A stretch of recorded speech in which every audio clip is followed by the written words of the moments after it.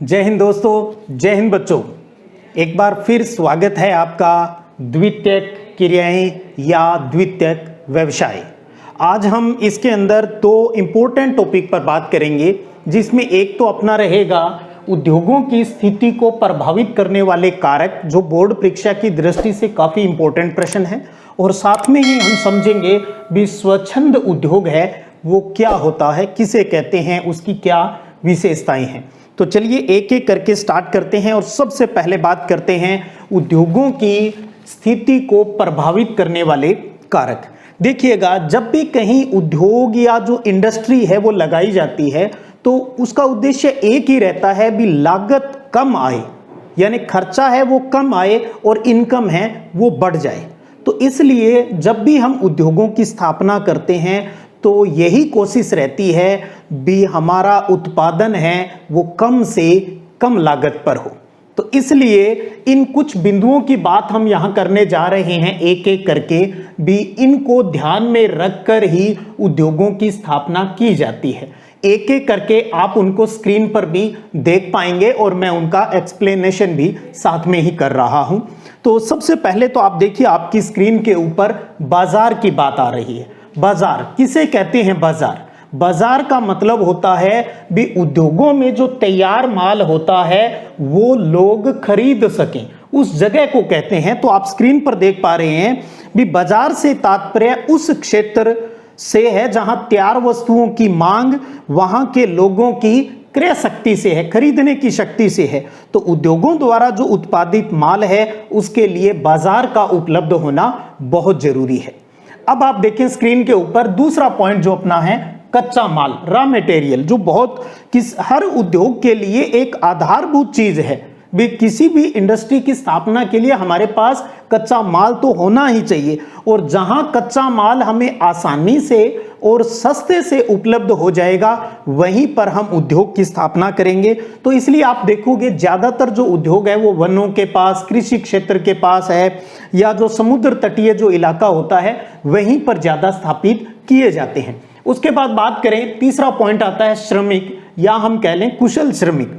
क्यों? क्योंकि आज उद्योगों का आधुनिकीकरण हो गया है, यानी उद्योगों के अंदर मशीनरी का जो इस्तेमाल है, यंत्रीकरण का जो इस्तेमाल है वो ज्यादा होने लगा है, जिससे श्रमिकों की आवश्यकता कम पड़ती है। लेकिन फिर भी उन यंत्रों को, उन मशीनों को चलाने के लिए हमें ट्रेंड स्किल्ड जो वर्कर्स होते हैं उनकी जरूरत है, वो रहती है। तो आधुनिक युग में मशीनों को चलाने के लिए हमें कुशल श्रमिकों की आवश्यकता पड़ती है। तो इनका भी हम ध्यान रखेंगे भी ये कहां पर आसानी से हमें उपलब्ध हो जाते हैं।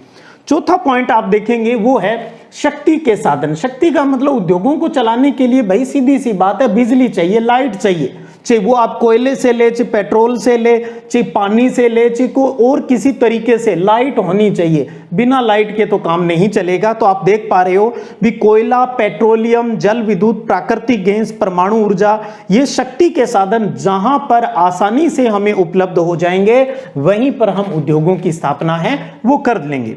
उसके बाद आता है पांचवा पॉइंट, परिवहन और संचार की। अब देखिए, माल तो हमने इंडस्ट्री में तैयार कर लिया, बाजार भी नजदीक पड़ रहा है, लेकिन बाजार में पहुंचाना भी तो है। तो उसके लिए हमारे पास परिवहन के साधन अच्छे होने चाहिए, और बड़ियों से या जो बाजार के अंदर जो लोग माल बेचने वाले हैं जो उनको भी हमें फोन द्वारा या संपर्क करना होगा, कोई ऑर्डर वगैरह भी तो लेना होगा।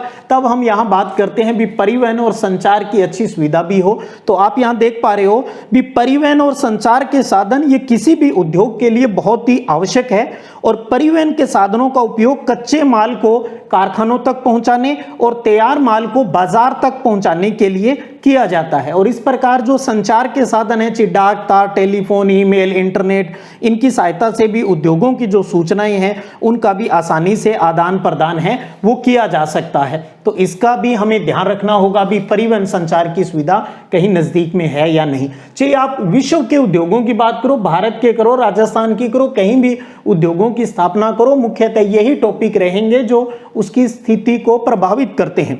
अगला पॉइंट आता है अपना छठा, सरकारी नीतियां। बहुत बढ़िया पॉइंट है भी गवर्नमेंट की इंडस्ट्री को लेकर पॉलिसी क्या है, ये भी बहुत जरूरी है कि आप हर जगह जो इंडस्ट्री है वो स्थापित नहीं कर सकते, क्योंकि आपको लाभ भी कमाना है, तो ये ध्यान रखना है।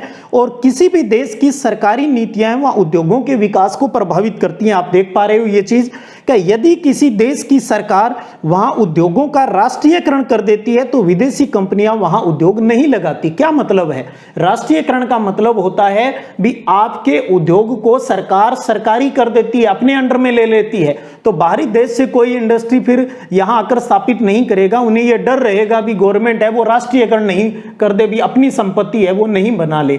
और दूसरा, वहां पर उद्योग ज्यादा स्थापित रहेंगे जहां उद्योगों की स्थापना में या उनके जो बाजार में चीजें बेची जाती है उनमें अगर टैक्स की छूट होती है, तो टैक्स की छूट अगर गवर्नमेंट देती है तो उस इलाके में भी उद्योग है वो अच्छे से स्थापित होने की संभावना है वो रहती है। आगे बात करें तो अपना 7वां पॉइंट आता है क्लाइमेट को लेकर, जलवायु भी। ये भी चीज जलवायु है, ये भी उद्योग की स्थिति को प्रभावित करती है। जहां पर अच्छा और स्वास्थ्य के लिए जो अच्छा एनवायरनमेंट होता है, जो क्लाइमेट होता है, उससे क्या होता है, मजदूरों की जो कार्य करने की जो क्षमता है वो बढ़ जाती है, खुशी से काम करेंगे, टेंशन नहीं रहती फिर उनके। जैसे सूती वस्त्र उद्योग है, मोस्टली जहां नम जगह होती है वहीं स्थापित किए जाते हैं। तो आपको समुद्री इलाकों में, समुद्र तटीय क्षेत्रों में, महाराष्ट्र में वहां सूती वस्त्र उद्योग अपने भारत में खूब पनपते हुए मिल जाएंगे। तो जलवायु है ये भी उद्योगों की स्थिति को प्रभावित करती है। अब बात करें, अगला जो पॉइंट है अपना है टेक्नोलॉजी का, यानी तकनीक की जो बात आती है। ये भी टेक्नोलॉजी का युग है, तो टेक्नोलॉजी भी अपने पास होनी चाहिए भी। किसी भी उद्योग के आधुनिकीकरण के लिए उच्च तकनीक की आवश्यकता है और उचित तकनीक से उद्योगों का विकास संभव है, और उस टेक्नोलॉजी को इस्तेमाल करने के लिए कुशल श्रमिक भी आवश्यक होते हैं। 9वां पॉइंट आता है अपना जलापूर्ति। बहुत से उद्योग होते हैं जो जिन्हें पानी की बहुत आवश्यकता होती है, तो अब हमें क्या देखना होता है, जहां नदी या नहरों का पानी आसानी से उपलब्ध हो जाता है उनके आसपास ही उस प्रकार के उद्योग है वो लगाए जा सकते हैं। तो देख पा रहे हो आप भी, लौह इस्पात उद्योग, वस्त्र उद्योग, रासायनिक उद्योग, कागज उद्योग, चमड़ा उद्योग, ये वो उद्योग हैं जो जल के बिना संभव नहीं है। तो इसलिए ये उद्योग है वो ज्यादातर वहीं लगाए जाते हैं जहां परमानेंट पानी का जो सोर्सेस होता है वहीं इनको स्थापित करते हैं। और अंतिम एक पॉइंट और देख लेते हैं, वो है पूंजी, धन की बात। देखिएगा, कारखाने को लगाना है, इंडस्ट्री की स्थापना करनी है, मशीनें लानी है, कच्चा माल है वो खरीदना है, मजदूरों को वेतन भी देना है, तो इन सब चीजों के लिए हमें क्या चाहिए, पैसे चाहिए। तो उद्योगों की स्थापना के लिए आपके पास पूंजी की भी अच्छी व्यवस्था है वो होनी चाहिए। जितना बड़ा उद्योग उतनी ही बड़ी पूंजी की व्यवस्था आपके पास होनी चाहिए। तो ये है मुख्यतः 10 पॉइंट, कम से कम आपको 6-7 पॉइंट, या कोशिश करें शुरू के जो 6-7 पॉइंट है वो आपके अच्छे से दिमाग में रहे। ये जो सभी कारक हैं ये सब मिलकर, या ये जो कारण कह लो चाहे कारक कह लो, ये सब मिलकर उस उद्योग की स्थिति का निर्धारण करेंगे। और इन्हीं स्थितियों का अच्छे से चुनाव करके हैं कोई भी व्यक्ति या सरकार है वो बड़े उद्योग की स्थापना करती है। तो बहुत ही प्यारा टॉपिक है, जैसे कि मैंने शुरू में बताया भी, उद्योगों की स्थिति को प्रभावित करने वाले कारकों को समझाइए। तो बहुत अच्छे से आप इनको अगर 1-2 बार देखेंगे, गौर करेंगे, तो अच्छे से ये क्लियर हो जाएंगे। और अब बात करते हैं अपना आज का अंतिम पॉइंट, और वो है स्वच्छंद उद्योग या फुट लूज इंडस्ट्री। अब सबसे पहले तो यही समझिए आप, ये फुट लूज इंडस्ट्री भला क्या है, किसको कहते हैं। अब एक पहला तो अच्छे से ये समझ ले, ये वो उद्योग है जहां पर किसी चीज का, यानी कच्चे माल से कोई चीज नहीं बनाई जाती। यहां पर ये वो उद्योग है जहां पर किसी दूसरी फैक्ट्री से तैयार माल इनके पास आएगा, ये सिर्फ तैयार माल को असेंबल करने का काम करते हैं भी, उन चीजों को जोड़कर एक नई चीज बनाते हैं। यानी वो चीज का निर्माण ये खुद नहीं कर रहे भी। सपोज करो ये एक मार्कर है, मार्कर बना रहा है, इसका ढक्कन कहीं और बन रहा है, इसके अंदर की जो इंक है वो कहीं और बन रही है, इसका जो बाहर का कवर है वो कहीं और बन रहा है। तो जहां बन रहा है वहां तो पॉल्यूशन भी होगा, सारे खूब मजदूर वहां पर वर्क करेंगे। लेकिन अगर आपका इसको मार्कर को असेंबल करने का भी अगर काम है, वो कोई भी हो सकते हैं, ये तो स्वच्छंद उद्योग, तो आप क्या करेंगे, कहीं से ढक्कन खरीदेंगे, कहीं अंदर की रिफल खरीदेंगे, सारी चीजें परचेज करके आप यहां पर मंगवा लेंगे। और आप यहां पर कुछ एक मजदूर रखेंगे और उनको कह दोगे भाई इनको टाइट कर दो सेट करके, और लो भाई तैयार है बाजार में बेचने के लिए। तो यानी इसकी मूल चीजें आपने नहीं बनाई, आपने तो सिर्फ इनको असेंबल करने का जो काम है, जोड़ने का जो काम किया, वो सारे आते हैं स्वच्छंद उद्योग। तो एक बार इनकी विशेषताओं के माध्यम से आप इसको समझ लें भी, ये वो उद्योग है जो विविधता वाले स्थानों पर स्थित होते हैं, जहां पर अलग अलग तरह की चीजें आपको मिल जाएगी और उनको असेंबल करना है। दूसरा है, ये कच्चे माल में कमी या वृद्धि पर निर्भर नहीं करते, क्योंकि इन्हें कोई कच्चा माल चाहिए ही नहीं डायरेक्ट, इन्हें तो किसी दूसरी इंडस्ट्री में बना हुआ माल चाहिए। तीसरा आता है कि किसी भी स्थान पर स्थापित हो सकते हैं, भैया ठीक है, कोई बहुत बड़ी जगह नहीं चाहिए इनको, और श्रमिकों की भी आवश्यकता है वो इनको कम रहती है, क्योंकि ये तो जो संगठक जो पुर्जे होते हैं, जो किसी चीज को बनाने के जो पुर्जे होते हैं, उनके ऊपर डिपेंड करता है, और उत्पादन भी यहाँ बहुत ज्यादा नहीं होता, लिमिट में ही एक प्रोडक्शन है वो इसके अंतर्गत होता है। और इसमें पर्यावरण प्रदूषण भी नहीं होता, क्योंकि निर्माण को मैन्युफैक्चरिंग तो नहीं बना ही नहीं रहे कच्चे माल से ये, तो यहाँ पर पोल्यूशन का भी कोई खतरा है वो नहीं रहता है।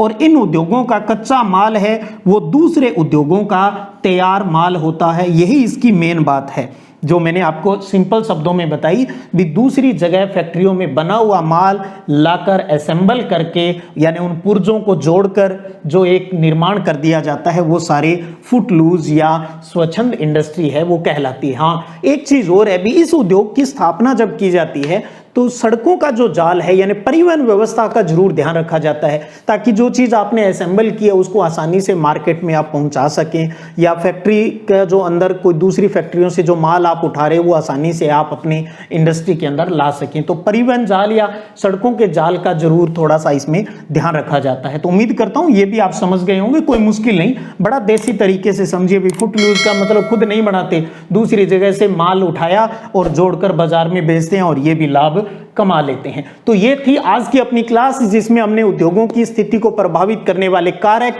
और स्वच्छंद उद्योग को अच्छे से समझा। और अगली वीडियो क्लास में हम बात करेंगे द्वितीयक व्यवसाय के वर्गीकरण पर, किस आधार पर उद्योगों को, इंडस्ट्रियों को बांटा गया है, क्या उनके प्रकार हैं। तो चलिएगा फिर मिलते हैं, तब तक जय हिंद, जय भारत।